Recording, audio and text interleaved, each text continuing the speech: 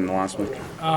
Just being the guy with probably the most experience and kind of being, with Dane last year, he was the upperclassman. He was the guy I looked up to, and now kind of switching that role and trying to help, some of the younger guys and kind of being the, older guy in the room and trying to help everyone out.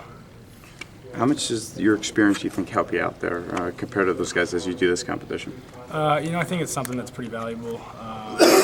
Andrews has some playing experience, and I think just the more, it just adds some comfort level out there when you start going live and doing some things, and just understanding, different ways, within the offense to, get out of trouble.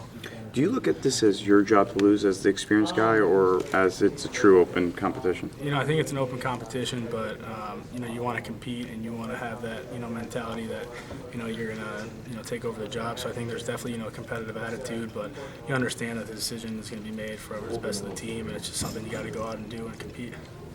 What are the areas that you specifically are trying to, work on?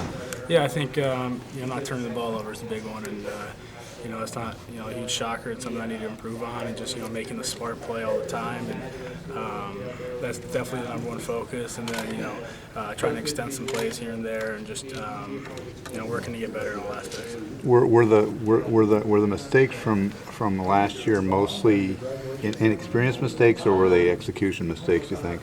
I think you get a little bit of both, and there's things that you learn from and move past, and there's things that you look back on and you think, why would I ever do that? And those are just mistakes that you got to erase, and you got to when a play turns bad, you can't make it worse, and you got to make the smart play if that's throwing it away or just scrambling for a yard and getting out of bounds, just making the smart play, not trying to force something that's not there. And last one for me, Coach said you guys this year, he said to be the erasers. What does that mean to you? It means exactly what I just said. When there's a bad play, just to erase it, not make anything that's already bad worse, and just get to 2nd and 10 if that's what you have to be at.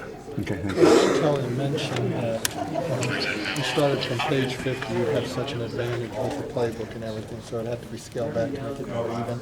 I mean, do you sense that there's been a lot of scaling back? I mean, is it easier?